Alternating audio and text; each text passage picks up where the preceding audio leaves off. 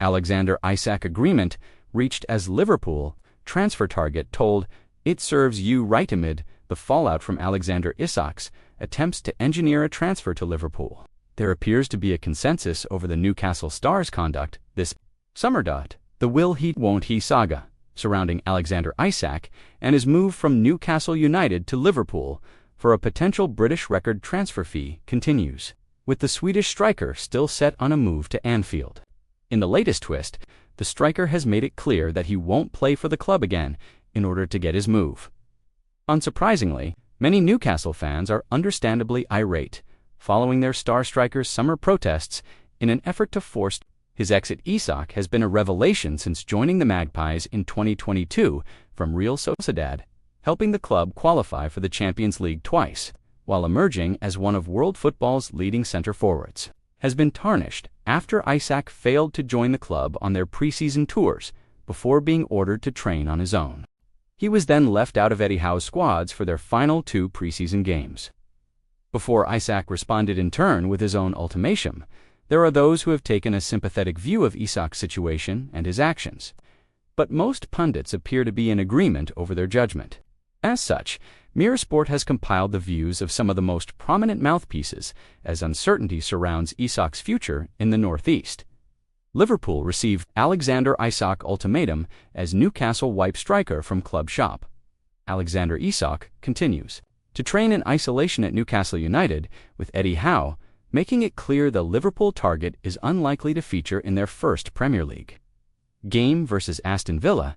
Alexander Isak is still training alone at Newcastle United's Benton base, with Liverpool having been told the Swede is not for sale unless they launch a serious offer. Magpies manager Eddie Howe indicated over the weekend it is unlikely Isak will feature against Aston Villa in Newcastle's Premier League opener on Saturday. As transfer speculation continues, while things can change very quickly in football, Howe admits speaking to the striker hasn't been straightforward, and if he'd been able to convince Isak to happily stay in the Northeast, then the issue would already be resolved. So, what's next for Newcastle and Isak? Currently, the Swede's pictures have been taken down from the club shop, and Adidas staff told Chronicle Live that during the club's trip to South Korea, jersey sales with Isak's name and number dropped dramatically. Newcastle are still on the hunt for a new striker who can step into Isak's shoes, with Benfica's Vangelis Pavlidis being the latest name suggested to the Magpies, although he's just one of several options. The club is also still waiting for a higher offer for Isak. Liverpool's most recent bid, made at the beginning of August, totaled around £110 million, but it was promptly turned down. If Isak wants to leave and Newcastle want to replace him, a more substantial bid is needed for both parties.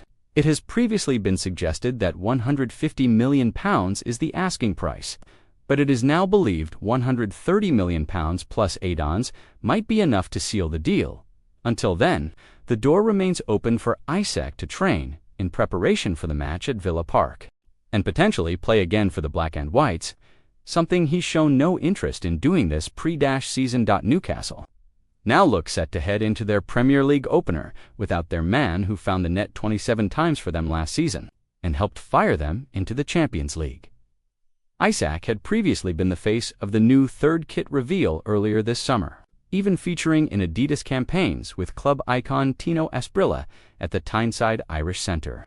But that was well before any rumors about a transfer.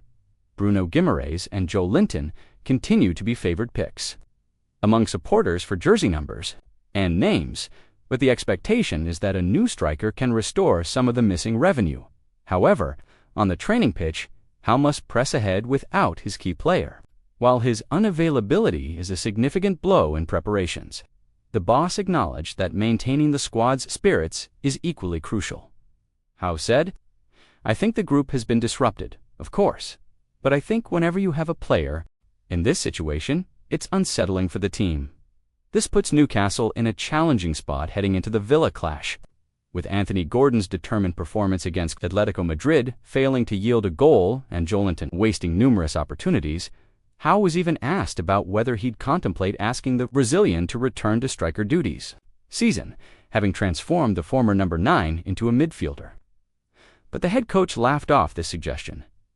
When pressed on whether Isak might still be stirred to make a comeback at Villa Park, Howe added, "I don't see that changing before. Aston Villa, the current situation we're in,